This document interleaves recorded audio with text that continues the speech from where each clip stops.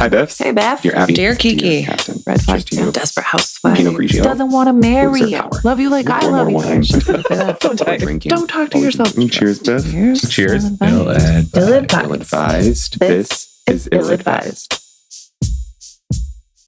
Hey, BiFFs. Hello. Hello and welcome. Welcome to Ill-Advised. The podcast where two best friends tell you what to do when someone else already has. Like your uncle. And not your proctologist. Is that better? Yeah, love it. I'm starting to think outside the box. We're always inside of it. Yeah, true. Yeah, True. that's good. So today we have a few special things going on. We have some special guests with us. We do. Please welcome Phil and Jay of the Let's Rap podcast. Yes. Hello. Welcome. Hello. Thank you for having us. Yes. Absolutely. Why don't you give us a little bit of a lowdown? What's your podcast about? This is obviously happening for a reason. So. Yes. So I'm Philosophical from the Let's Rap podcast. We've been doing this for about 2 years. I'll say 2.5 years now. Mm-hmm. The Let's Rap podcast. It basically started with two good friends, best friends, talking on the phone for hours, 3-4 times a week. And so we just arguing, fights, disagreements. That's how we started too. Yeah. So we pretty much said, hey man, at the time my wife said, why don't you guys do this on the podcast? And we're like, well, we came from similar backgrounds, but two different stories, but always came to one common ground that, we're here in this world to be fixers. So, why not speak on, a lot of men's decisions, relationships, the way things are, ego, the real world, kind of like the barbershop talk, and just mending a lot of backgrounds, family dynamics, relationship dynamics, trauma. We've been recently speaking on ego and therapy and things like that. So it's been a real great journey, and continuing the journey and continuing to speak on things and bettering. Actually, it's better our relationship. Speaking even more now. We don't argue as much. So, so we become really stronger as friends, and people have seemed to like and acknowledge it, man. I really appreciate it. Thank you for having us. Yes, yeah, of course. That's a really good introduction to the Ill-Advised podcast, but we want to know about you. I know. I was going to say, it's so relatable. Like, same story, same dynamic. I know on our side, we, I met Phil in, 2014? I think. Yeah. 2014.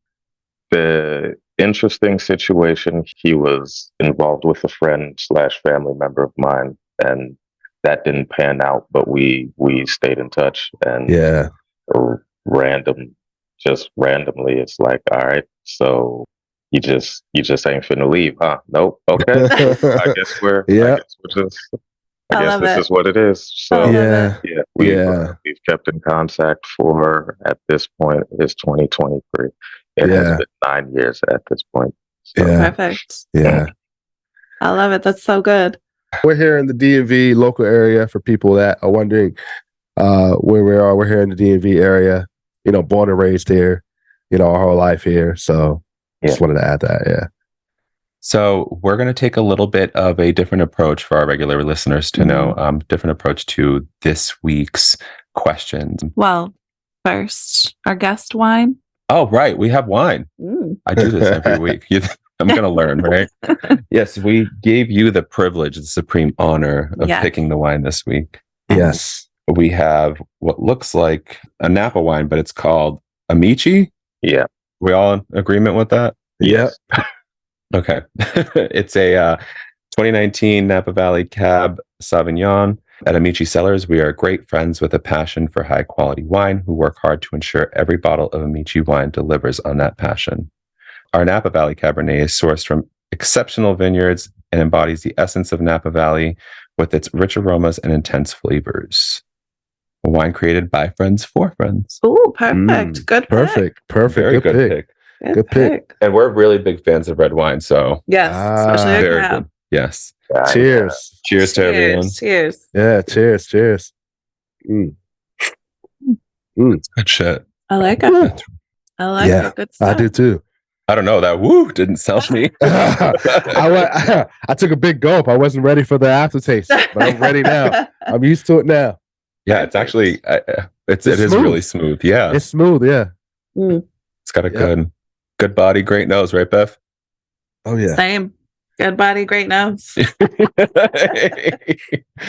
So yeah, as Ray was saying, we're doing a little bit of a different approach than our usual podcast. Typically, we find advice columnists and then choose questions written in from people, and then we kind of give the advice that we would give. But this week, just to kind of, I guess, Mix it up, mix it up. But I also didn't want to. but kind of honor. Yes, I'm taking full advantage that I have 3 men with me that are open to discussing feelings, to discussing communication, to discussing things that aren't often easily discussed. Wait, we're discussing feelings? We're about to. It depends. Where are you on yours on a scale of 1 to 10 today? Yeah, how are you feeling? I am on a 9 right now. So Yeah, I'm on a 9 too. I think 9.5. Put a 0.5 with the wine. Perfect. So yeah. Perfect. Yeah, I'm ready to go. And I operate on a constant 10. So Yeah. golden. Okay. It's hard to be perfect. Constant. Jump 10, 1. 10. Oh, Yeah. right. Yeah. 0 to 60. So what I did this week was I went through a couple of like my Facebook groups that are like the majority are like women or like meant for women. And since I felt like many of them were kind of like very safe spaces for women to be vulnerable with each other. And so I'm not going to be announcing the groups and the names from the questions. But what I did do is I found a couple topics that seemed to kind of be repeating and kind of like the common theme for women and things that like, with our boyfriends that we're struggling with, or just that general type of theme, Yep. I guess. So I'm just going to ask and then sit back and let you men kind of give us your secrets that we are not always privy to. Yeah, it's funny you mentioned that because me and Jay was just talking about this like 2-3 days ago. So deja vu, Jay, deja vu. Yeah, it's going to be interesting. It's going to be interesting. Yeah. All right. Are you guys ready then? Yeah, we're ready. We're ready. Do you need another sip of wine or we good? Always. Yeah, always. There's always time for that. All right. So I guess one of the first ones that I kept seeing was ways that men show love that women aren't always, that we might miss or that we might not receive it as love. I feel like that was a common thing that like all he does is, he just thinks because he takes the trash out, and so I feel like men might show love differently. I know that there's like love languages and this type of thing, but I feel like, women are often more the nurturers and the caregivers, and that's probably ways that we show love. So I feel like that men probably have their ways of showing love that women might miss just kind of in general or in passing, that we might not receive it as love, or we might not realize that, wow, he's like, actually, that's a way that he's loving me that I'm not aware of. What do you guys think? You want to start, Jay, or I'll start? You know what? I'll start this. Okay. Just to mix things up. So, like you said, I think men, a lot of times we're not good at telling you that this is how we show love. So we'll just do something and hope it comes across, right? Like we're not as explicit about like, hey, this is my expression of affection or love or whatever the case may be. Generally speaking, I know for me, I'll speak to me. I won't speak for other people, but for me, a big thing was gift giving, right? So not necessarily on like a daily basis, but like I try to put time and thought into the gifts that I give, because it's like, all right, I want you to know that I actually pay attention. I actually care. And if I didn't care, I would just, run by, I'd run by Target real quick and get you a box of chocolates and call it a day. As opposed to, I actually put some time and some thought into it. try to find I'll something you would take the actually. Target chocolates. Yeah, I don't. There's nothing wrong with Target chocolate. I don't care where you went. You love me. Yeah. You Yeah. brought chocolate, you know? Yeah. Sometimes Target chocolates work, but that's and the other big thing is quality time. Like even if we're not necessarily doing anything, at least for me, the fact that I am in your presence and I actually don't mind being in your presence, because there are a lot of, I don't know if you guys have seen this or not, but there are a lot of folks who will just straight up be like, all right, I'm around just for specific things. And every other time it's like, I would rather not spend time with you. So I'll catch you on the flip. But, the fact that like, if I can be in somebody's presence quietly, calmly, and it's like, all right, for me, it's like, all right, you are my safe place. All right, cool. That like, I know I actually care about you. So I have a quick question. Since those are two specific things that you mentioned, is that a love language for you? So if you're your wife or girlfriend, so are you using your love language to love her? Yeah. In a sense. But to your initial question, that may not necessarily be what she is looking for. So, like it. Right. So we're missing it because our love language is touch and you're giving us gifts. Okay. Exactly. So like the biggest thing is most of us don't even know how to have the conversation. Just like, hey, how do you want me to show affection? And it's just like, nah, I know I can buy you stuff and I can be around and we're good. And it's like, nah, that's not necessarily what you want, but that's all we know. So yeah, that's a good point actually. I don't know how to love you in other ways than how I feel loved. So yeah, it's important. Yeah. It's very important. I will actually speak for myself also. I used to think that going from my previous relationships to my marriage now is that I felt like I had to show love in each way, in all ways, every day, if that makes sense, right? Whether that may be gifting, quality time, touch, like all of it, all the time, every day. That's an overachiever. Yeah, I try to be, I try to be I try to be an overachiever, but I say that is because I went into, loving my wife and also the same as my girlfriend at the time, my wife now, is that I neglected and ignored a lot of things that she needed as far as for me loving her, right? I tried to push my way of loving her to love her instead of allowing her to tell me like, hey, I like this. Hey, I like that.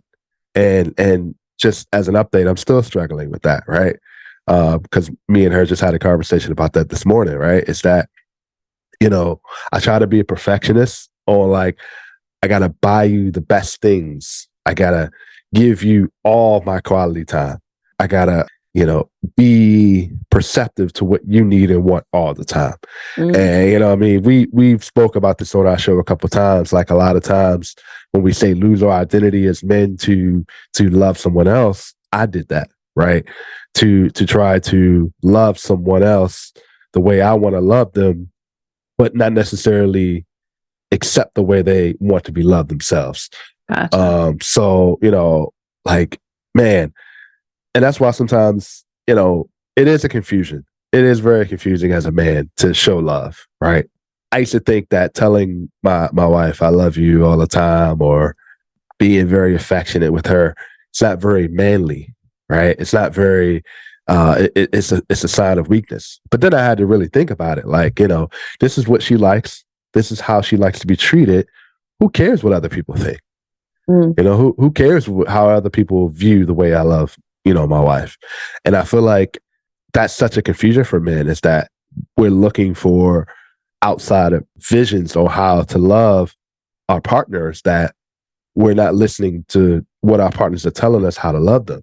Because I'll give another example to where it's like, man, I used to think that, I had to give you, Gucci purses, Louis Vuitton purses, and now she deserves all that. I had done all that. You know what I mean? But that's not what's important to her, right? Yeah. And that used to hurt my feelings, right? And I'm like, man, I'm out here. That didn't make her feel loved, you mean? Yeah, like I used to feel, that hurt my feelings because I used to feel like, man, I would buy things like, is this not what you want? Because I didn't get that certain response from her, right? I didn't get that, Because the other like, stuff was missing.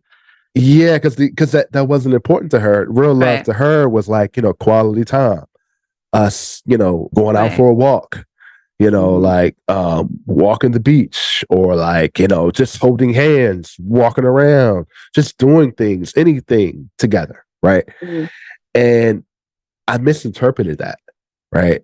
Because I felt like, Did you due feel to like my- she was ungrateful?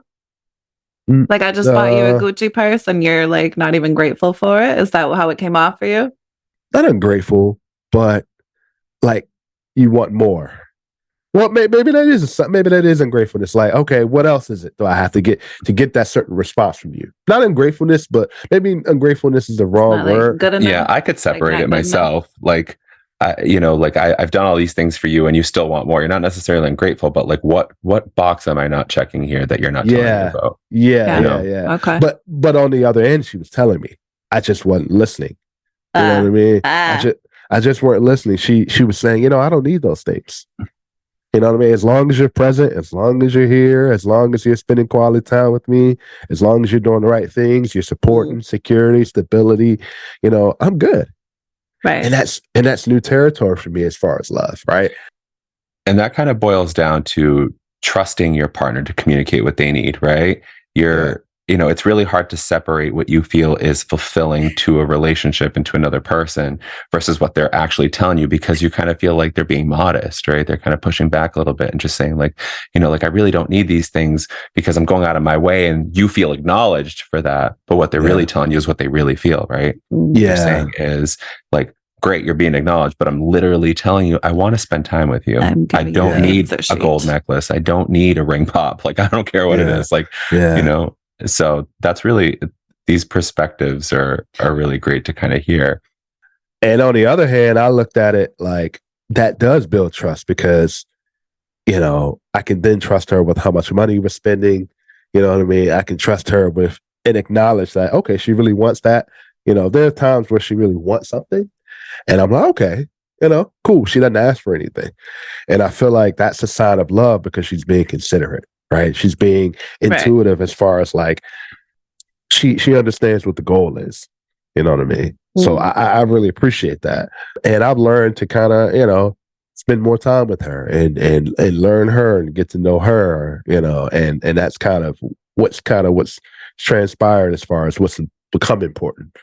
Yeah, because it's so huge for women to like, for us to have that space held for us to be able to communicate and be vulnerable without feeling like we're like taking your manhood away from you or telling you that you're not doing good enough. Or if we're able to just like have that free space, that safe space that we can just be like, I love the gifts. That purse was amazing. However, what really makes me feel loved is when we sit down at the couch and you put your phone away. You know what I mean? Like when you're present, you're present. I think that's a huge deal for women too, to be able to communicate these things and feel like they have that safe space. That conversation you're speaking about, I think that's one of the hardest things in relationships and marriage. Well, that's actually the next question is the best way that a woman can communicate like these things to a man. Like, how do we present that to you without feeling like we're attacking you or feeling like we're telling you you're not doing something, you're failing, you're not doing good enough? When for us, that's not the case. For us, it's just like you're connecting all the dots, except for there's just this one little one that you haven't quite hit yet. How do we communicate like these needs or like a hurt or just like we feel like something might be lacking for us personally? How do we communicate that in a way that doesn't feel like an attack? I will say this. I think it kind of it depends on the person you're with. I think it depends on depending on how long you've been together, you can kind of understand their communication styles. And I'll speak for me, right? Whenever we have these conversations, I kind of need examples because if I have examples, I can kind of say, okay, I'll work on it. This is what I need. It's like kind of a blueprint of what I need to work on. It's kind of a like, it doesn't come off as like you're doing this, but you can't give me the examples of when it happened, how it happened, what space we're in. And I feel like sometimes that is an attack on a man's ego, right? When it comes out as like, you're not loving me enough. Well, why? Why do you feel this way? Well, because it is what it is. It's almost like an attack on a man's ego. Like, okay. Right. So how do we say that? How do we say that? Like, you're not doing anything wrong per se. Okay. You're just kind of missing, like, something for me is, the way that you're showing me love or whatever it is. Like, how do we communicate that? Like, there's just a little tiny piece. I would say this, right? And again, it depends on the communication style, but I'll do it on my part, right? Like, hey, January 15th at 3:46 p.m., right? I felt like, you didn't do specific. Oh yeah, I know. That's what I'm kind of smiling at. But let me backtrack just a quick second here, because I think your point is very well taken, and I understand the question you're coming from. But I have to ask you, both of you, okay, does it matter how these examples come up? Yeah. Are these examples the argument for that one little thing that you're doing, or are these examples coming off as the attack to your manhood or your being, your person? I think it's the way it's accepted, the way it's responded to. I feel like I think for me, because I'm a fixer, if there's a problem, you feel like she said, like everything's good, but this one little thing, that little thing can turn into a big thing to a man, because we're fixers. Like, how can we fix it? Like, how can we, if we're feeling like we're at 100%, but you're feeling like we're at 98.2 or 98.3 or less, how can we? How can we fix that 1.7%? You know what I mean? And I understand that. It makes me think like, okay, that's hard for a woman to communicate that. How can we get this extra 1.7%, without him feeling attacked? Right. I think you know what I mean? Oftentimes it's about the conversation we're actually having. Yeah.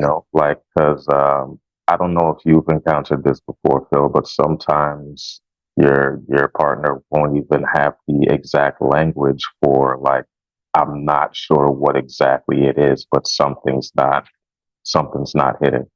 Now I get that all the time. Honestly, it's nice when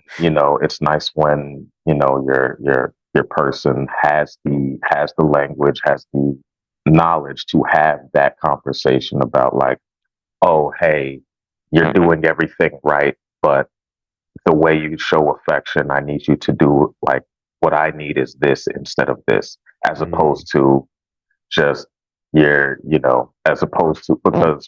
honestly, a lot of people don't have the language. So because they don't have the language, they spend a lot of time looking for it, and that eventually leads to frustration. So that lovely entryway that you had, where it's just like, hey, you're doing everything right, I just need you to try this, turns into, you're just not good enough for me. And it's just like, well, damn, okay. I'm spending money, I'm spending time. Meanwhile, she just wants you to hold her hand every now and again. And it's like, I'm spending money, I'm spending time. What else do you want from me? And it's like, all right, you haven't told me, and you just told me I'm not good enough. And at that point, there's two things that'll happen. They'll either start trying to do everything he can to figure it out, or if, like Phil said, he feels attacked, he'll shut down and he'll back away even further. And so now, that thing that you were hoping to get out of him, he's going to withhold even more, because it's like, well, I don't even, like, you haven't created the space for me to even feel like, okay, I can come up to you and be like, all right, hey, what exactly are you needing? Because at this point, I'm just not good enough. So it's like, all right, I'm lacking something. So let me figure out what that is on my own, because she already sees it. I don't. And I'm not comfortable enough to ask her what that is. I will also say this, right? To kind of bring some more clarity to it. If a woman feels like they have to maybe speak their mind on, like, hey, you're 98.3% perfect, but I have this issue with this 1.7%, right? As a woman, right? I'm not trying to tell women what to do. I would, before you go into that conversation, I would go into that conversation, maybe taking a few minutes before and thinking about how have our previous conversations been, right? Is it constantly controversial? Is it constantly, we're going back and forth about this? Are you guys able to get along? Mhm. I think you can kind of gauge how you guys' communication style is together and have that conversation. I know for me, right, there have been plenty of times when my wife has said, I have a problem with this. Yeah, I may feel like attacked or, I'm not good enough. But this is the thing. If you try, right, once, twice, because a lot of things that we do as men, we've been doing them forever, right? We've been, these are patterns, these are behaviors. To be honest, the way we've treated our past 5 relationships is the behaviorals that we're doing in a marriage, right? We're just catering to the different person that it is. And that's just the way it is, right? So a lot of times, I think women should be very clear in understanding that, okay, this is what I need. Yeah, I don't think the answer will always be, man, I'm not good enough, or I feel attacked. But this is the thing: you're not going anywhere. He's not going anywhere, and that's the bottom line. So it's like, like Jay said, to name an example, if she just wants you to hold her hand a little more, just do it. You know what I mean? You may have a problem with it, but you may laugh and joke about this conversation a week later, like, ha ha ha, what were we arguing about, right? Mhm. And then it brings a different tone, like, oh, he's holding my hand a little more, you know what I mean? Showing me a little affection. And, her reaction to the way she feels about certain things brings up a better piece to the overall relationship and marriage. Let me flip the script here on everyone. Sorry. Okay. I can't talk. Please do. Sorry. My favorite part about you. So I actually have so many questions on this because I don't want to speak for the whole LGBT community, but it's for us, we kind of separate the gender from all of these traditional roles, right? Okay. And I think that this is where this question's coming from. I want to flip it to where are you comfortable giving information about what you need in a relationship, what your love language is? Are you asking for that? Are you expecting it? Or are you sacrificing it so that you are alert to fulfill your partner's needs? That's a very good question. That's a very good question. I know, I made it. It's a very good question. I know for me personally, I, for a very long time so let's back up a little bit. I know for me in relationships, I've traditionally been the one who's like, well, the relationship isn't about me per se. It's about what my partner needs, what my partner wants. And if I fulfill those needs, cool. If I need to figure some stuff out on my side, then that's fine. But, I wasn't communicating what I did need to the other person, because for me, it's like, all right, if there's something I need, I should be providing it to myself. And then if there's something you need, as the person who I think of myself as traditionally a provider, as the person who is the provider, it is my job to give you what you need. And if I have to go without so you can have, then cool. It doesn't necessarily matter, right? And I quickly found out that is a fast way to drive yourself crazy. Right. I was going to say, doesn't that create resentments? You should be in my relationship, and I'm going to touch on that too. I wouldn't say it created resentment per se, because like you were aware. I was at least self-aware enough to recognize, like, this is coming from me. I'm not asking, right? Yeah, I'm not asking Okay. for the things I need, so I can't be mad if I don't get them. Okay. But the other piece of that was like, as a man, like, I'm not supposed to ask. So why does it? So just suck it up and okay. Deal with it. Right? That's a new perspective for me as a woman. Yeah, like I think a lot of women would be surprised if you actually listen to men talk to other men about their relationships, and not the bravado locker room talk. Yeah, not the locker room talk. I'm talking about actually talking about their relationships. Like, hey, I don't, like, I've had conversations with friends where they've been like, hey, she told me that I'm not anticipating her needs and I don't know what to do about that, right? And it's like I at the time it's like I can't help you because one, I'm not in your relationship, so I don't know what her needs are. But two, like and these are conversations that I'm having with friends. Like these are people I trust, people who are okay being open with me and everything like that. But if it's just when you're dating or when you're with someone you actually care about, that willingness to be vulnerable isn't always there. So it's like, no, I need to be the rock at this point in time. So if I need to be the rock, showing her that I don't know what the heck I'm doing is not the move right now. So we're not going to show you.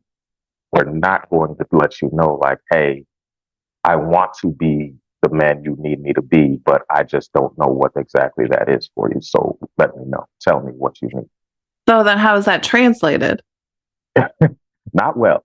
I mean, you can jump in. I'll add to that, right? Jay brought up a good point. I know for me, I'll flip it a little bit to where I felt like if I wanted or needed something, I can go out and get it myself, right? But in the end, that put her in a space, as we spoke about a couple minutes ago, of her not feeling good enough, right? Because I didn't ask her when I wanted or needed something. I would just go out and do it myself and get it myself, because that was kind of the self-sufficiency for me. Is like, man, I want something. I'm not going to ask my woman to go get it for me. I can go get it myself. Or if I'm not. So are you guys kind of taught that? Like, is that something that's kind of... No. Not all men are taught this. I think we are taught that, but it's not as explicit as, hey, you should never ask for anything. Correct. Yeah. We're taught it in ways like, hey, you're the provider. You're the provider. Yeah. Or, like, I think, we talk about, especially nowadays, we talk about, mental health and how the language we're using to communicate different things to people. And one of the big things that just going back in my own history, one of the big things I've noticed was nobody was ever just like, hey, you have to be self-sufficient. You have to, it was like, hey, you have to be able to take care of this. You shouldn't have to ask me, right? Like stuff like that, small things like that you don't realize, but it's like, oh, you shouldn't have to ask about this. It's like, well, I am asking about this because I don't know, but you're priming the other person for like, okay, if I need help, I can't ask you for it. Yeah, my first instinct shouldn't be to ask. My first instinct should be to try to take, to just try something random. Like we'll go based on the evidence, the things we see, but we won't necessarily ask for confirmation. So it's like, all right, everything I see, like we'll go back to how we show affection. Everything I see at this point in time is, to show affection, you have to buy gifts and you have to be present. Cool. I'll just do that. Meanwhile, she is literally like she or your partner, whoever your partner is like, hey, I just need you to tell me you love me like once a day and I'm good. Meanwhile, it's like, no, don't worry, I won't tell you I love you because that's not what I do. But right. Just know that. And it's like, okay. Yeah. This whole dynamic is so fascinating to me. I know. Because it's not that I'm not seeing what you've been through or what you're experiencing, because I am, but I've had an upbringing where I was taught to be the provider from both parents. You know what I mean? Mm-hmm. My mom raising a bunch of kids on her own, dads that, sucked at life for all intents and purposes. And you were the oldest. And I was the oldest, and I had to kind of take on that responsibility, right? And then you had my dad, who he didn't really show that to me in the way that he treated my mom's side of the family. But he did show that to his friends and even to his kids, that there's a sense of generosity that follows with being a man, right? Mm-hmm. So like maybe you're not taking care of your kids, and that's a whole other story. Yeah. But if you're taking care of other people, that means like, we ordered 7 pizzas for this party. Like, here's my credit card, even though I can't afford it. You know what I mean? Yeah. So like, I'm learning these kinds of things from both parents. Like, I'm the provider. I'm the one who's got to put, and you've experienced this living with me, you know, like I'm the overachiever. Like, even if I can't, here's a shirt off my back. I don't have a shirt, but you're getting one. Right? Yeah. But at the same time, I'm learning, at least from my mom, that like I should be, well, no, from my mom, I'm learning that, you know, I should accept when it's, when it's offered, but not when I shouldn't ask for it. Okay. You know, and from my dad, I'm like, you're a Latino man. And I'm like, no, I'm like my mom. Yeah. You know what I mean? Like, Yeah. whatever that is, like, I'm like my mom. So to kind of see these dynamics play out on your end too is really different, because I think that plays into me not, you know, always, like, I acknowledge and realize that there are these gender roles that exist in society, right? You know, the man is the provider, the woman is more emotional. But in my household, even though I was taught to express that outwardly in public that same way, when I'm behind closed doors, it was embraced. I had a place for feelings. I had a place to be me and to be who I was. It wasn't necessarily generally accepted all the time. You know, there was a time and a place, right? But I was always able to accept and gift gifts in one way or another, you know, to show my love. The one thing that I really wasn't taught was how to make this a level playing field, right? Because I did have a mom who grew up in a different country, you know, in Brazil, on a farm with very traditional roles. I did have a dad who was significantly older than my mom, who had already played all of these roles and played these things in life. So I was left in a limbo. And I think that's what's kind of giving me that perspective where it's like, there's no man, husband, woman, wife type of things. It's either you are or you aren't. You're human. Yeah. You know what I mean? So either you're taught to move forward with emotion or with understanding, or you're not. And everything else in between kind of fills in from your partner, right? I will add to that. I think that is a great example of kind of, you know, and Jay knows me, kind of how my marriage is, right?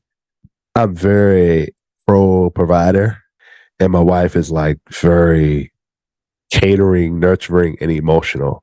She kind of brings the emotions, kind of like, you know, well, how do you feel about it? Well, what's your thoughts on it? You know, what's your sentiments on it? I need to talk to both of you, because I'm both of those and I can't handle this shit anymore. Yeah. And for me, it's like, I try to, and she may can say this, sometimes I'll guard my emotions from kind of being that weak-minded. But if we're out somewhere and I see a homeless man, I'm willing to give him everything in my wallet. So I definitely understand, you know, your perspective of kind of where you're at, kind of in the middle. Like, what do I do?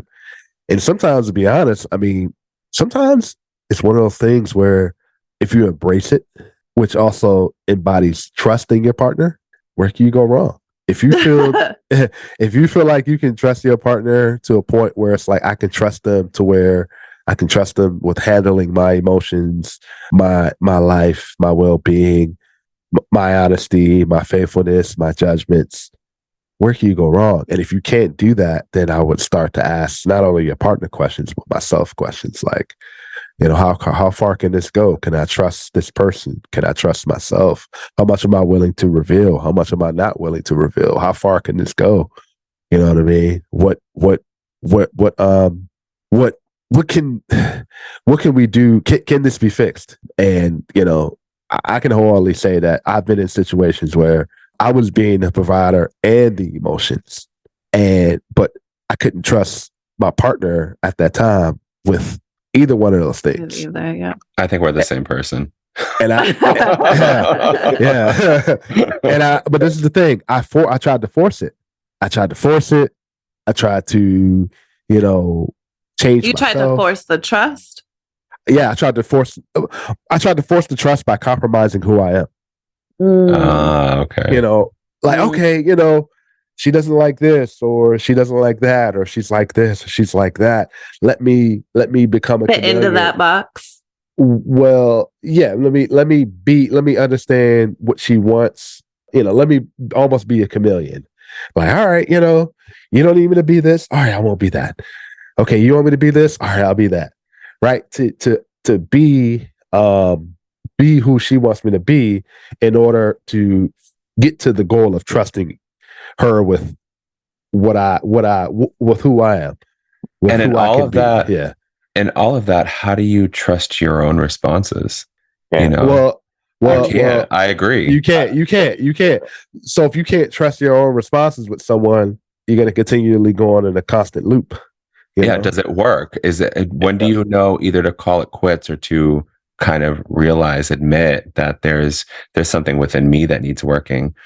Or again, putting the shoe on the other foot, right? When do you talk to your partner and be like, one of us needs to change, or one of us isn't seeing what the other one's doing?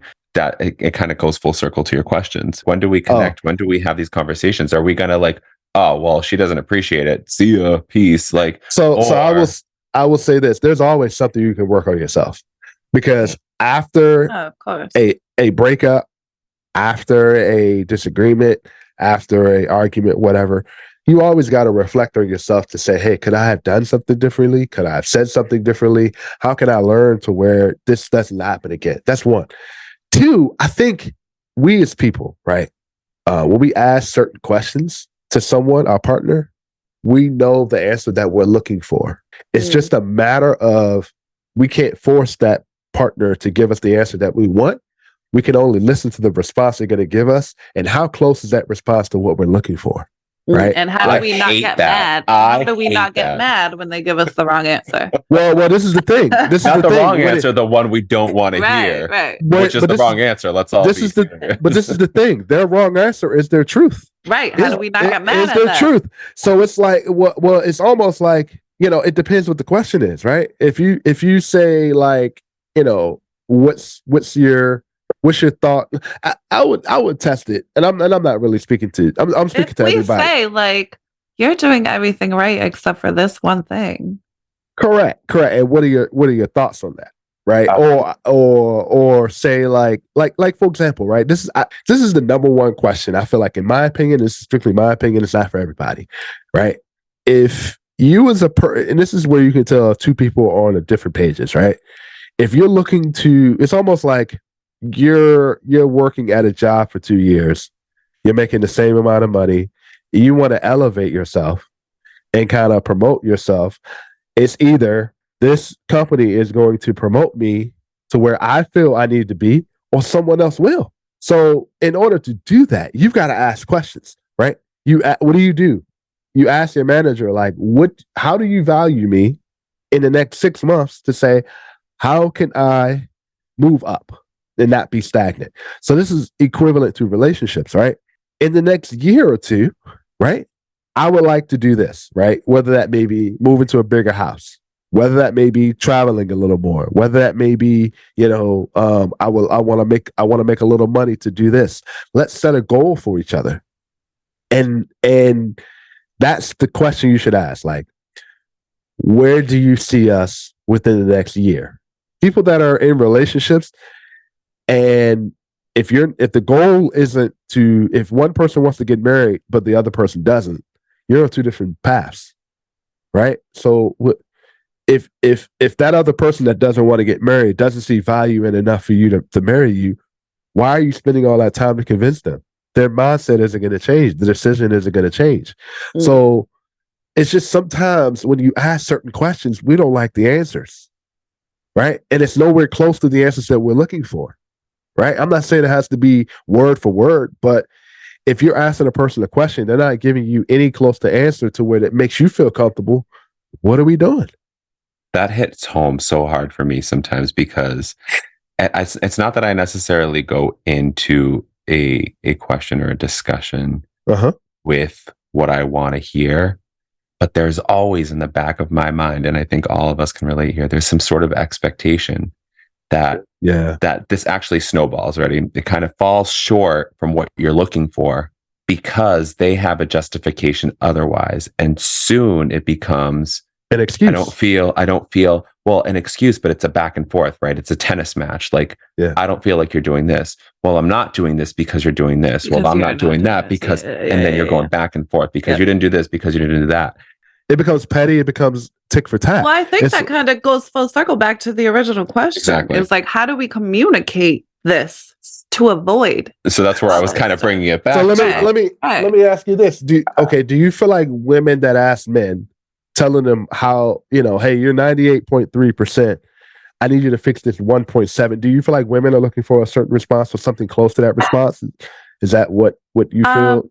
I feel like the general consensus is like it always goes left. If the second we mention anything that's not like positive, it often just kind of turns all negative.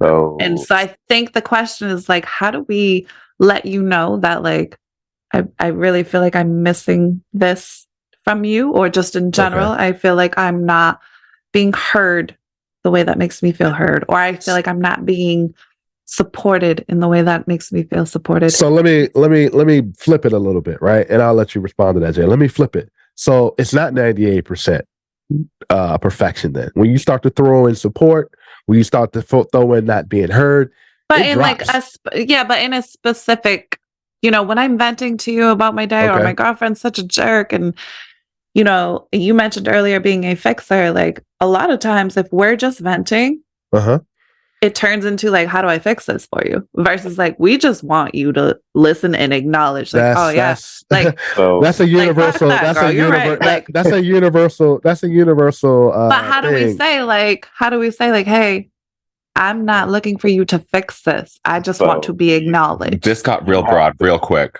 Just a heads up. I think for me, go ahead, Jay.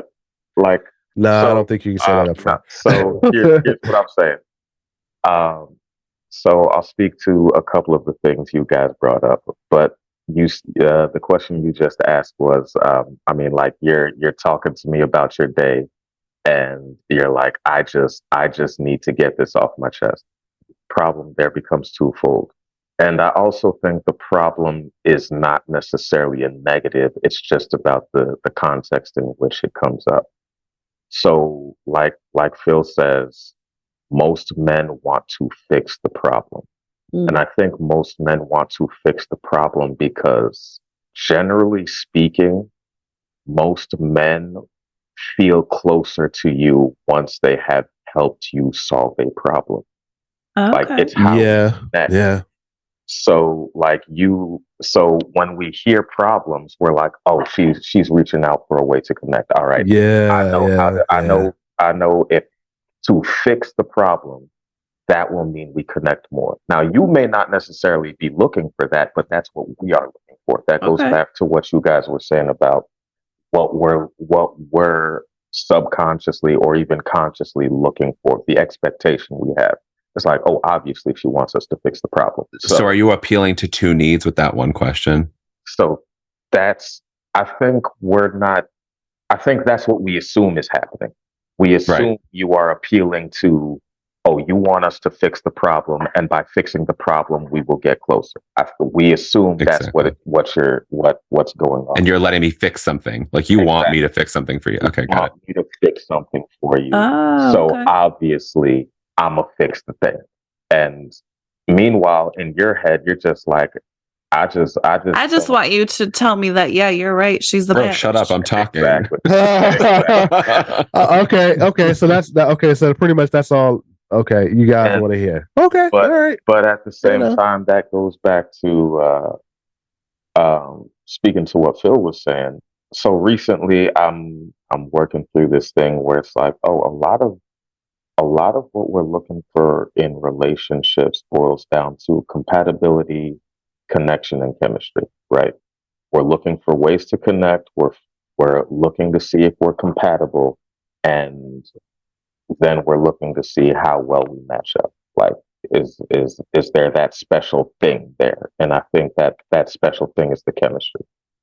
And when we hear you come to us with like, oh, my day was trash because that trick from work she just can't get right. It's like, okay, so how can I help you with that trick from work? It doesn't matter what necessarily the issue is. It's like, all right, how can we fix it? But it made me think that just now, Jay, like, how can we fix it? We can't. That's the thing. That's what we're trying to. And Are you on the same podcast right now? we cannot, and that's the thing. And I think That's where the disconnect can come from. Yeah, we can't. Because now I'm annoyed at you because I'm like, oh my God, like I was just telling you about this girl, and now you're over here like, well, you know what? And all I really want you to do is just like, yeah, you're right. Like, fuck that girl. It's funny to kind of like put that into a different context too. Like my partner and I, like we're both fixers, 2 men, 2 fixers, right? And so, but we're also both we're both very emotional. So when we're talking to each other, we're like, no, I'm not looking for you to fix it. Well, I know you're not, but here's a couple of ideas that might. I'm like that too. Sit back. There's a stool over there. I just need you to sit there, and I just need you to listen because I already have a solution. I already fixed it. I think for me, the thing I'm struggling with, my wife gives the famous F word, which is feedback. Oh, I hate that one. Feedback. I like 4-letter F words. I know. Feedback. So that's why I think a lot of times it comes from the fixing part where she tells me something and I'm looking to fix it or give her feedback. You know what I mean? So I think that's where I don't know if a lot of men can relate to that. They just want to be able to give them an answer to where it's feedback. Yeah. You know what I mean? So I think that it made me think that maybe that's could be what it is too. You know, when you said, hey, we just want you to vent about your day. And it's like, we're just looking to give you feedback. And I think one of the things that has helped me, now mind you, I'm still single, so you know, I don't know how much it's helping me, but one of the things that's helped me is like because I have friends who will come to me with like what I see as problems, and like I've gotten to a point now where I can literally say, are you looking for a solution or do you just want to vent? Because if you're looking, because I got both. I got both, right? But at the same time, like my first instinct is here's what shit ends. So when I do give feedback, I will try to say, I mean, if it's one of those, if it's an interesting problem to me, then I have to hold myself back from just jumping in and be like, well, here's how you fix it. But that's me. At certain points, it's just like, all right, well, I'm pretty sure you know this already in terms of solution, or I know you're not looking for a solution, but if you are interested in fixing the situation, here is what I would do. If you're not interested in fixing it, then by all means, get it off your chest. Right. And it's helped because that's good. It's helped me because like I get to scratch my itch, but I also get to just be like, look, no judgment. If you use this solution or not, I'm good. But here it is anyways. So you're so diplomatic. I'm far from diplomatic. Me too. I'm like, bitch, I gave you the right words.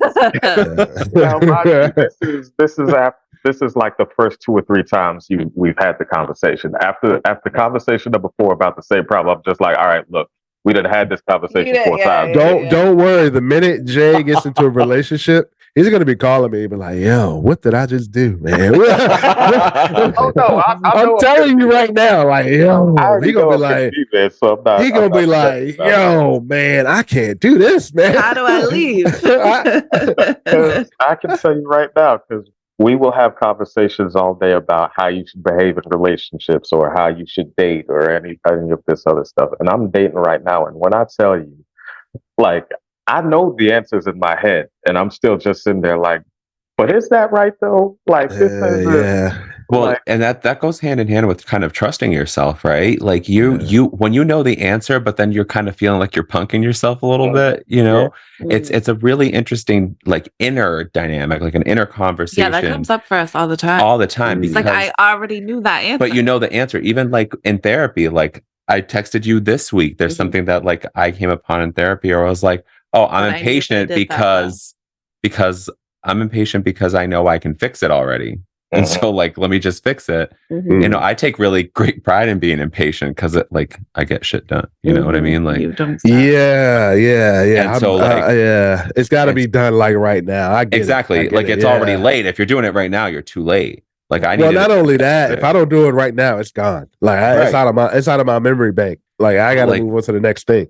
Right. But Yeah. when I texted her, I was like, I know this.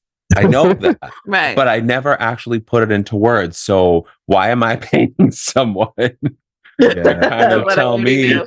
Yeah. But it's kind of interesting to hear this too, because in my relationship, I am a lot more reserved than I am in, say, our relationship. After like 20 years, I was gonna like say, I don't well, have you've to never say had a man for 20 years. amen to that, you know, because I don't need somebody like me telling me how I feel. And so, okay. you know, Okay. with her, like we've got 20 years. I don't have to say, give me feedback or I'm just venting. And the same thing, where it's kind of sensed on from each other. We anticipate that from each other. Yeah. We're like, Yeah, this but is- we're also open to receiving both. we're also aware. Yeah. Which is like a big Yeah. thing. I know? will say, at first I wasn't as open to receiving. To be honest with you, it took me that's the key. You got to be kind of open to be able to receive. I think I've gotten a lot better, but sometimes I'll be like, man, they're like, really? And it's hard because it's like, So is that just like pride and ego? You're not open to receiving. Is that pride and ego, or is that like it's a little bit of both? So there's I don't know. I don't think it's pride and ego. I think it's more of like unwillingness to change. I wouldn't even like But I'm a wouldn't lot. wouldn't It's that hard. go back to pride and ego? No, I don't think need it's, to. I'm I think it's unwilling. Oh, I because don't want to. Maybe I need to, but I don't want to. no. I think it's confusion. It's like I don't know what to do now. I don't know what you want from me. So I think it's all of those things, right? So I think a lot of us tend to we learn as young people, as people growing up in quote unquote civilized societies, we learn to suppress our natural instincts, right? We Yeah. learn to suppress that thing that tells us, and that's at its core, that's a good thing. There's a I need to hear more about that. That didn't resonate for me. So I'll tell you where this is coming from for me. So there's this mental health professional. I can't remember if he's a psychiatrist. He's done everything in mental health. So it's sort of all over the place. His name is. I have his book in front of me right now. So his name is Steve Peters, right? And he wrote this book called A Path Through the Jungle. And the idea that he puts forward, which the idea resonated with me, which is why I'm bringing it up, is as human beings, we have different aspects of our personality, right? I don't necessarily like the the analogy, but he says we have our computer brain, our human brain, and then we have our what he calls our inner chimp, right? And the inner chimp is basically that part of us that's all about instinct. That's all about essentially the ego, which is just, hey, this is all of the basic things I want. So if I'm scared, I need to run or I need to fight. If I'm hungry, I need to eat something. If I'm horny, I need to sleep with somebody. Like that's our chimp. And at its base, it's like, hey, this is how I'm feeling. And it's our knee-jerk reaction to a thing. But our human brain is what feeds the computer. And our human brain is the thing that's like, all right, in a civilized world, this is how we should behave. And we reinforce those behaviors and we feed those behaviors into our computer brain, right?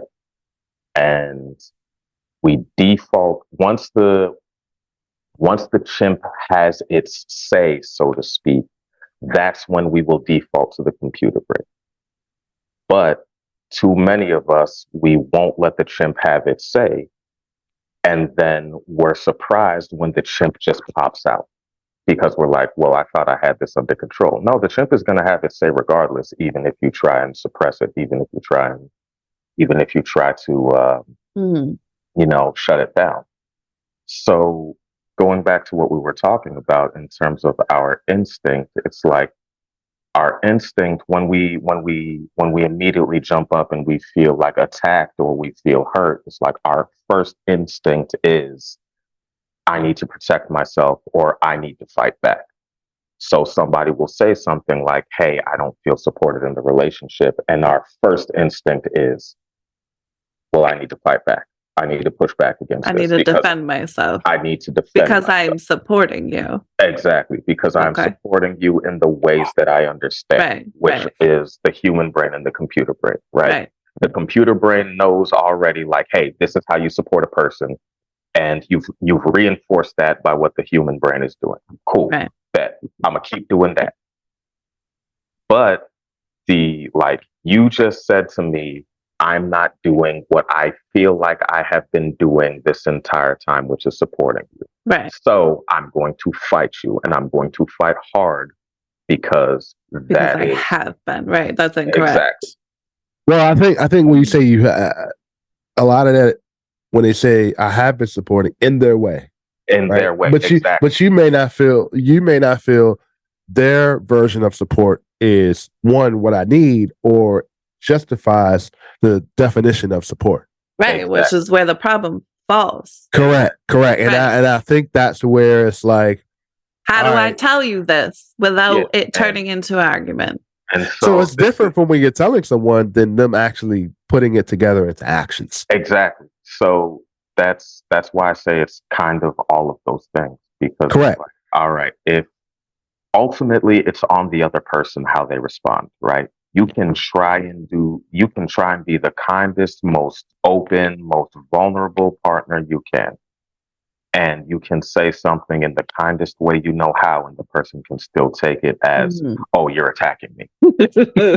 So Right. yeah, that too. Yes. And I think and I think sometimes let's be real, supporting someone else, supporting your partner is a form of compromise, right? You may not agree with what they're doing, you may not understand what they're doing, you may not like what they're doing. But if they feel strongly about it, right, and it's the right thing in their mind that they're doing, right? It's one of those things where it's like a form of support is almost staying positive, keeping them accountable. Like, hey, I know you're doing this. Have you been doing that? Hey, you want to try it this way? Oh, I've done this in this way before. Why not try this? And I feel like there are different forms of support. So I would respectfully disagree where you have to be necessarily it's coming from a positive or that it's positive in general, because I Okay. do think that you can positively deliver bad news, or you could positively give someone feedback that is negative in a way that motivates them. But I don't think that it's our job as human beings that when we're solicited for feedback to sugarcoat anything.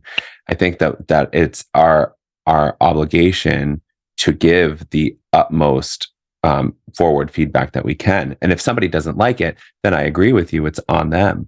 But So we're how do talking you- about right Yeah, now. but presentation is a big part. Presentation how is do a you- big part. That's why I'm saying like giving that in a positive light, but necessarily remaining positive about the conversation in general. We react how we react. It's how we communicate that. I agree with you.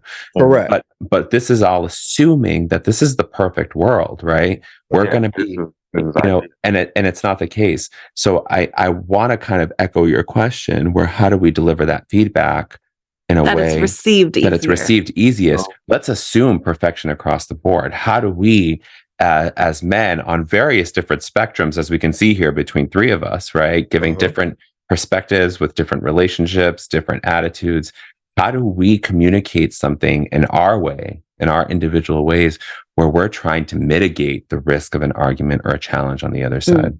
So let me ask you, how do you communicate that to your partner in a way to help them understand your perspective? I think But that's how can the you same get question they're asking. Yeah, but how do you give feedback to someone negatively or positively, so to speak, without understanding them? So I don't even think it's about understanding them. I think it's about understanding yourself.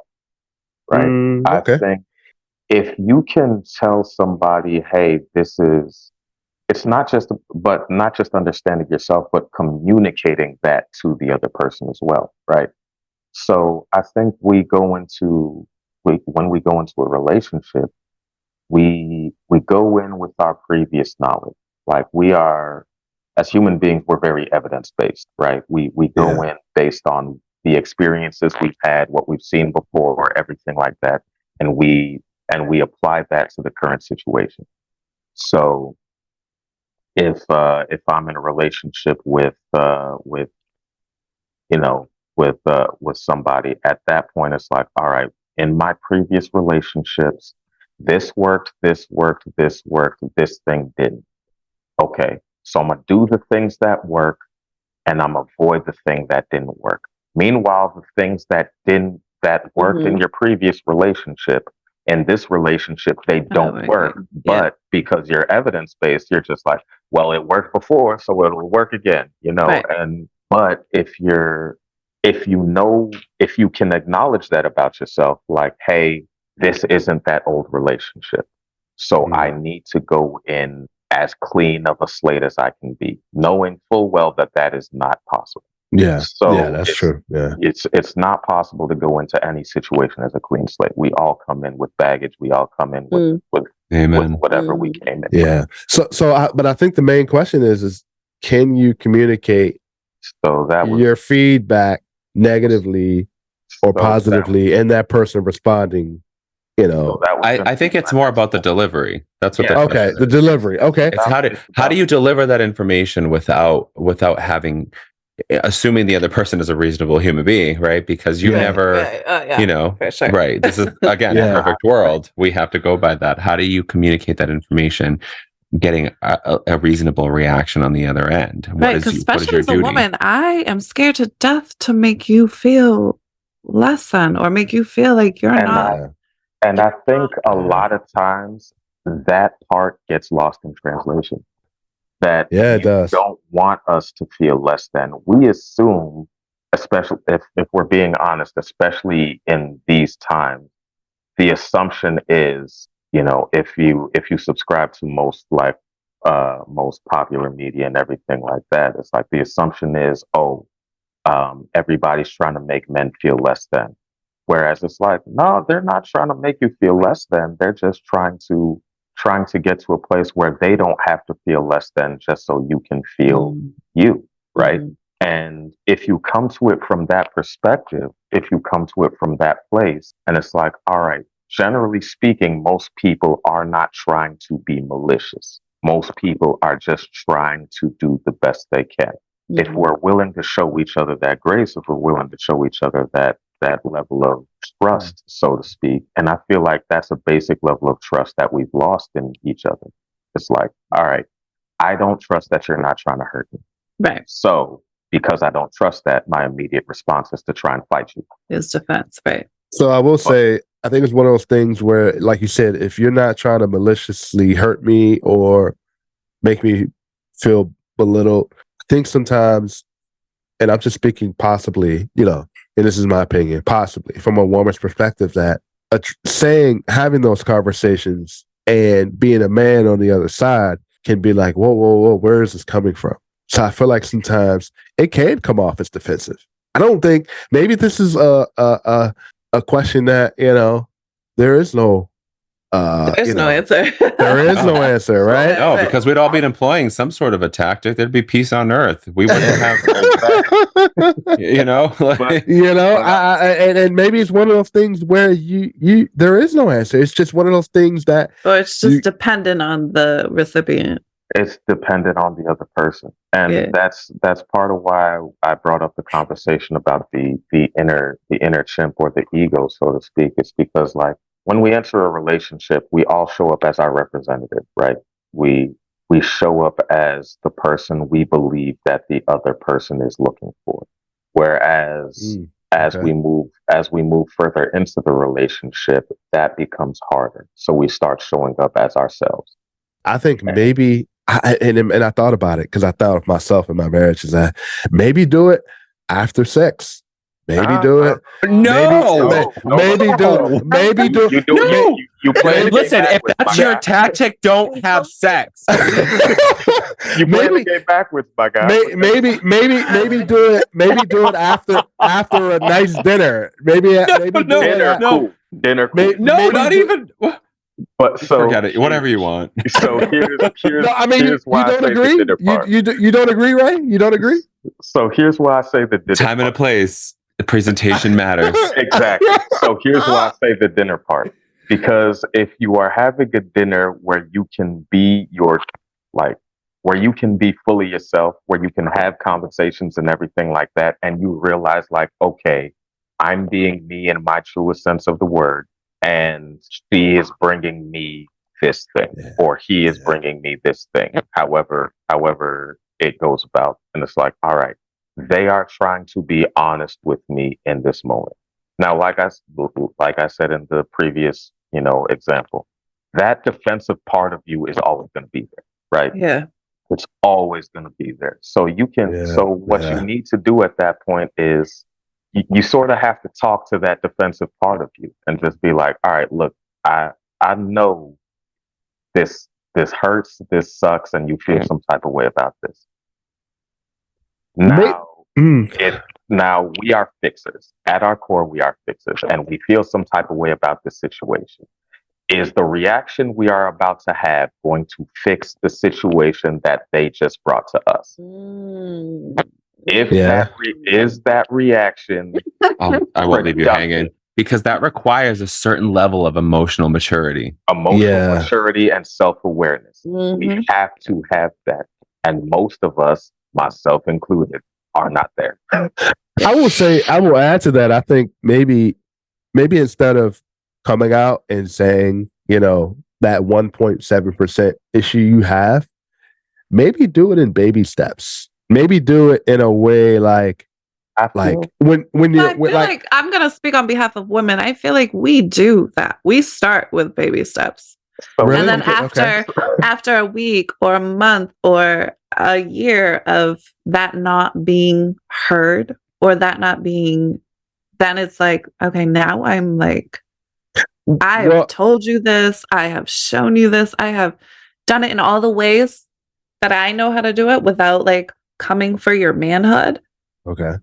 And it's just it's not working. Right. And let me speak on behalf of a gay man who was raised by women, who was giving you all these baby steps. I even drew blueprints for you. I even wrote it out for you. You wrote it in crayon, huh? I've done exactly what I was thinking. Like, I've done everything but punch you in the face to wake you up. Right. And you're still not like, hey, maybe it's my turn to cook dinner tonight. Right. But see, that's where I was coming from in terms of the compatibility, chemistry, and the connection part. I think, like, you made a good point of like, hey, it's your turn to make dinner tonight. I think those are the little things that you have to be in tune with your partner's feelings. Right, to say, hey, my partner has cooked dinner 5 times this week. Let me either get in the kitchen and cook something, or hey, surprise them with, hey, when they come home or from work, or like, hey, we're gonna go out somewhere. Dinner's on me. This is really funny. It's funny because this is actually a point of conversation in our household right now. Okay, and it's not necessarily like I'm the kitchen person, this, but he's also a kitchen person, and he's been working a lot and traveling a lot, and I've been the one that's been cooking dinner, and he's come to me and been like, I feel like I've been slacking in the kitchen, and I'm like, oh, no worries, this is like my domain. But it's not about me. He feels he's slacking. He feels he's not fulfilling. He feels he is not pulling his weight. So is it on me to make that justification for him that like you're good? That's a good question. You know what I mean? Yeah, that's a good question. I think in that situation, I would have asked, what do you feel like you can do to not feel like you're slacking in the kitchen? And if he gives you an answer of like, oh, I can be more in the kitchen, you probably be like, okay, yeah, you can. I know my wife. Yeah, but what if? So for me, my nature is I am cooking for you. I'm making sure dinner's on the table when you get home from work every night. Like, that's my nature. So if I'm like, I don't want you to be in the kitchen more. I don't want you to do that. You know what I mean? So it's different for everybody. It's different for everybody. Right, well, right. That also depends on your partner, right? Are you appealing to his need to want to do that for you? Exactly. You don't want him to, but it goes back to that chemistry, that compatibility that Jay was talking about. Like, we have the acumen to know, like when you and I live together, we know our place. Right. You know what I mean? Yeah, That's because it's who we are. You never felt the need to cook for me. I always felt the need to cook for you. Right. Of course, we weren't in a romantic relationship, so that changes it. And God knows we don't need that. But it is a little bit of a give and take, right? It is a little bit of a give and take to where, okay, you need somebody to make up that 50% where you're at 50%, where you need someone to pick up that 30 when you're at 70. Yeah, exactly. You know? To where it's like, you know what, you cook for me 300 days out of the year. Let me take you out to a nice restaurant. You deserve it. You know, that's being a little bit in tune and being considerate of like, you know what, I appreciate what you've done for me. Let me reciprocate. And I feel like that's very important. And that's something that, you know, to me, I feel like I'm learning a little bit to do a little bit more to reciprocate. And I think that's very important. Like, and to be honest, no relationship, no dating, no marriage is going to be 50-50. Right? No, that doesn't exist. I think that it's just a giant cop out. You need to be prepared to adjust your percentage of commitment. Correct. It's in my opinion, it's 70-30. Yeah, it's damage control 24/7, either on your part or the other person's part. But some people aren't equipped to handle that, and they shouldn't be in a relationship. I'm just kidding. Well, I mean, to a certain extent. I was just kidding. Oh well, no. Some people that's the reason why they're not in a relationship. Yeah, it's just like a constant scale. Like today you're not. I'm just not. You had a bad day. Today you're sick. So let me cook dinner. Let me take care of my daughter. Let me take care of these shared responsibilities for you today. But then you have those people, and this is again, this is what I do is put things in perspective. Can you tell I work in human resources? It's like where you don't want this person to contribute in that way, and they don't. And you're taking care of your sick daughter and dinner's still not ready, but you still don't want them to contribute. It's still 100% on your end. So where do you find that? It's that compatibility, that kind of matching each other up, you know? But I still want to feel like you're pulling your weight or you're... Exactly. Yeah, right. That comes with in tuneness. I'll call it in tuneness. That may not be a word. But like, you know, if I see that you're doing, you know, a lot of work, let me step in. Maybe not necessarily take over what you're doing, but like, hey, how do I support you? You know, how do I? Yeah, like, hey, you're taking care of something. It's 5 o'clock. There's something I can do for you. You expect me to go in the kitchen at 5 o'clock, 5:30, and it's one of those things where it's like, okay, you know, hey, you know what, you know, you've done this for a while. Let's go out to eat. Let's go get something to eat. You know what I mean? And enjoy yourself. You know, I think that's half the battle with relationships and dating and marriage. That actually you gotta be in tune with, you know, your partner's feelings, right? You're not going to be able to anticipate every little move or every little moment. But as a man, I feel like we're missing. You got to be a little strategic, right? You got to be a little bit like, you know, I'm just trying to give an example. Like, you know, you know what time your lady comes home from work every day.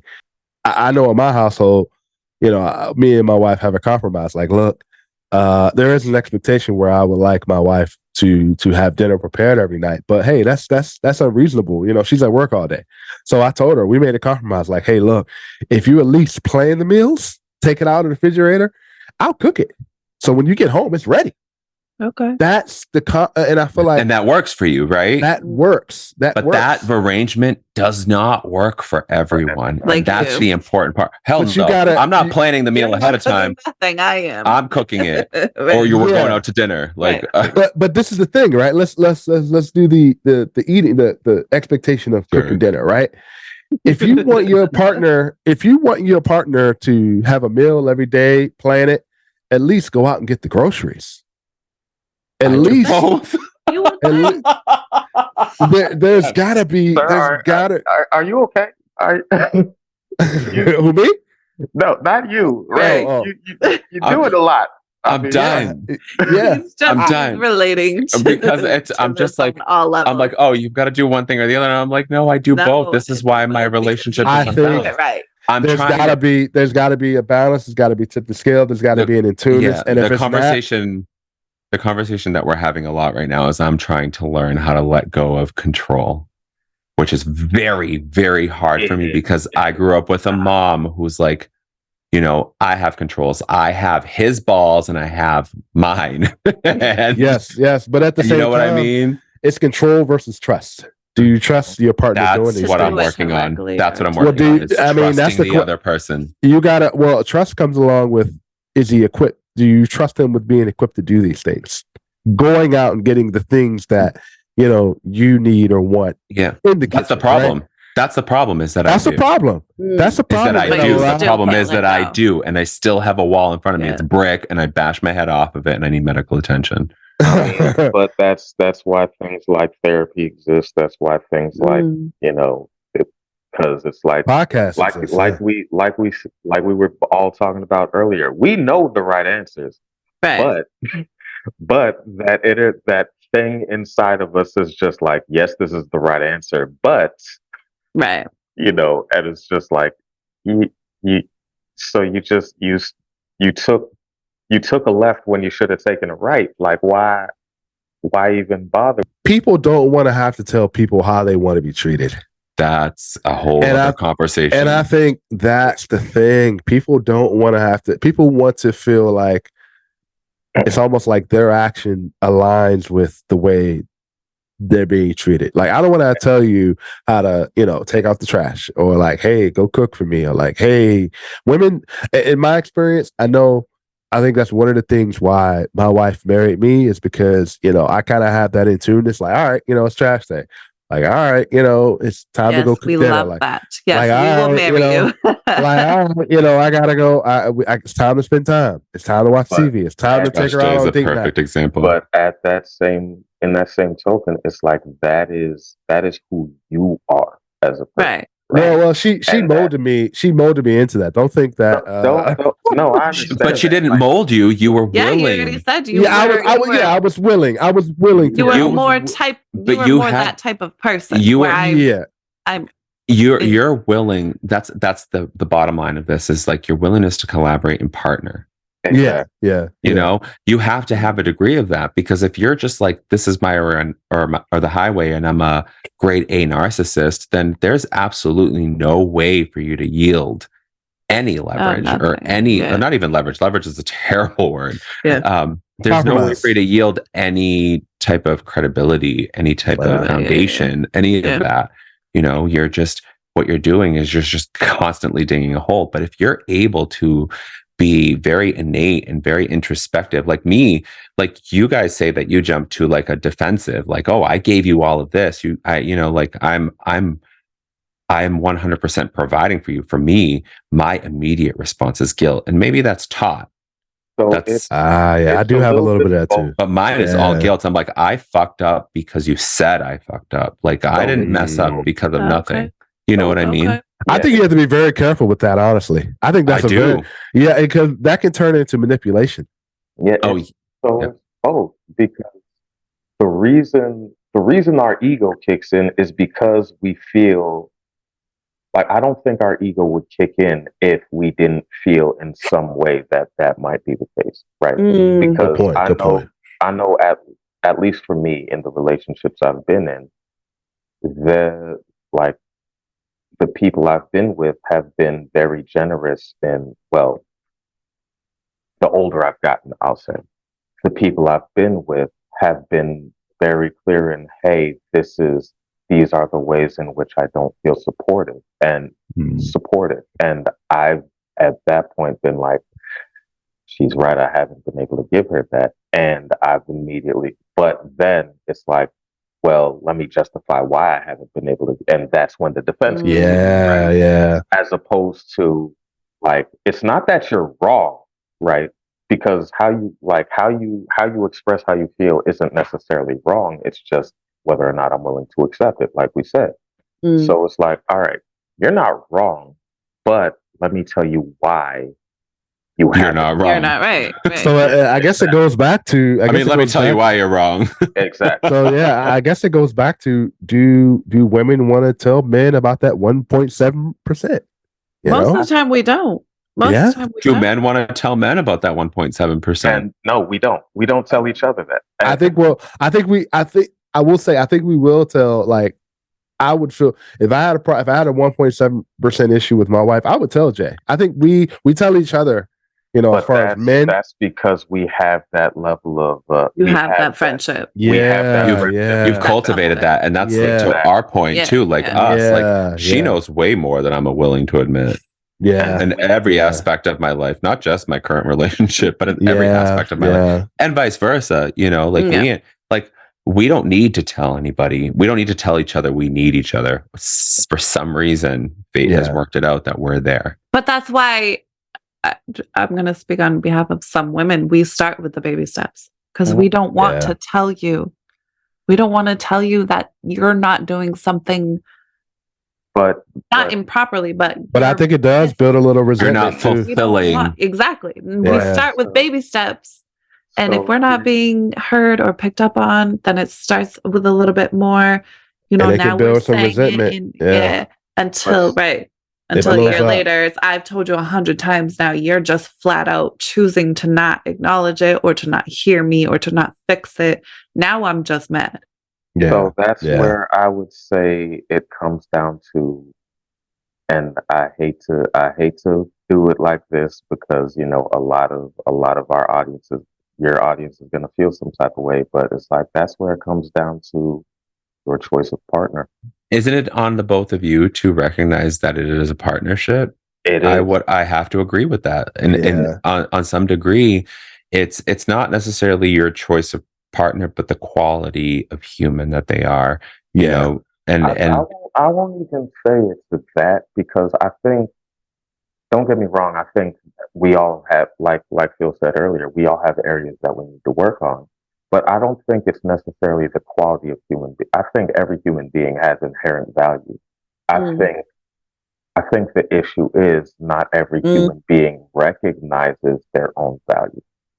I think that's very I'm sorry, I'm actually just resonating with that. That's perfect, and I'm going to take back the quality of human. Yeah, I mean that's true. I think See, I'm learning. You want to be in a relationship? No, I'm not your type. That's fine.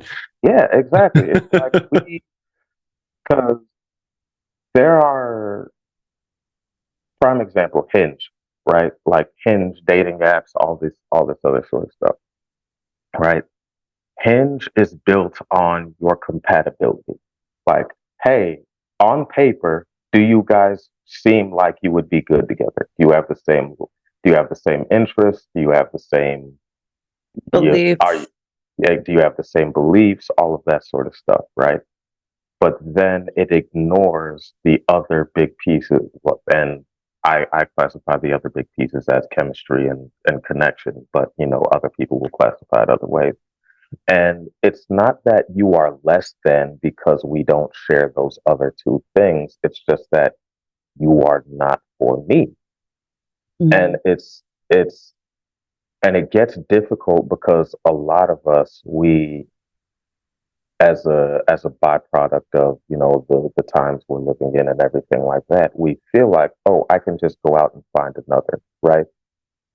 And yeah. as opposed to doing the actual work it takes to determine if this person is for me, we'll just go out and find another. That part of me that just wants to, you know, as a dude, let's be real about it. Is that part of me that just wants to, you know, get in where I fit in and spend the night and then figure out the rest after the fact? Or is this actually a connection? Is this actually a relationship that will be successful moving forward? That's a universal question, though, and I don't think it's not just as a dude, as a woman, as a non-binary. It is a universal question. It's not just finding out where you fit in amongst your friends or amongst your family or amongst your people in general, but it's literally like, where do I fit in another person's life? Do I mimic, or do I provide the kind of stability or the need that they need in any form or other? And I know that I have that issue in my relationship, and I'm still trying to learn to navigate that. And so is he. And you and I constantly navigate that in our relationship, you know, and I think we've accepted the point where we're like, you didn't ask for this, but I'm your best friend. So like, we'll sit back. I'm telling you, I'm going to tell you what this looks like. And, you know, we might get a little bit like hot-headed and ill-tempered about it, but we understand where it's coming from. Exactly. You know, and it's really understanding that person. You're not being malicious. Right. It's not coming from an area where I'm trying to throw a knife at you. I'm literally telling you, let's dodge this blade. Yeah. Exactly. You know what I'm saying? I think, and this is what I've come to for me personally. It may not be the same for everybody else. I think the only way to solve that problem is just to get to a point where you are living in your own purpose. I want to thank you both so much for taking the time to be on our podcast and for speaking your truth. Like that's huge to know that there are Being differing open. perspectives in the world, period. I know you guys really gave some good feedback. Thank you so much for having us. I know there was at least 2 different times that I was like, oh, you motherfuckers. I didn't, I didn't catch that, or I wasn't aware of that, but it makes sense. And now I can see it from a different Thank you so much for having us and being able to, I had a great time. We had a great time. Yeah. Love to do this again. I was going to say we'll have to, because I still have another question. Yeah, we can definitely do it on our show. We could do the 3rd question on our show. Really, thank you so much. I will say that I've listened to a couple of episodes of the show, and it gets down to a lot of the core issues, and not to infringe on your show, but I think it goes past. You know, you're speaking as men, and I appreciate what you have to deliver. But I will say that I will never listen to you on the elliptical again, because I can't keep up the pace. Thank you so much. Thank you. That's where I do a lot of my podcast listening. And I'm like, nope, can't do it. Can't do it. Because I'm trying to go at your pace, and it's just, I can't, no. I really do appreciate you guys being able to say, like, I've failed in this area because I wasn't raised that way, or I haven't done well in this area because I was not taught that. Like, it's just nice to hear. It's valuable. Yeah. It's incredibly valuable. When you look at the male-female dynamic, and like, women tend to be more emotional and men are more unilogical. And it's really nice to be able to hear men say these things. Like, I suck at that because that's not what I was taught. Or I was not raised that way, or whatever it is. And it is. It's a lifetime of learning. I would actually like to take that a step deeper at one point and find out what those emotions are that elicit those logical triggers. Oh, that would be a fun one. That'll be a fun conversation. So, to our listeners, thank you so much for tuning in. Again, please listen to the Let's Wrap podcast. Yeah, they really have some good, especially for you women out there that seem confused by your man and your guests. You have some like great caliber guests on your show. And thank you so much. Oh, thank you. And to our listeners, thank you so much. You're fantastic, and we love you. You can find us online. Yeah, you can. do you remember where? Instagram and TikTok. Yes. Ill-Advised the podcast. Send us your questions, your comments, and all your concerns to illadvisedthepodcast@gmail.com, or you can find us online at illadvisedthepodcast.com. And we look forward to more. Oh, absolutely. More of guests. Phil and Jay and more guests. And you guys are fantastic. You're wonderful. Listen to your partner. And thank you for listening. You've been ill-advised.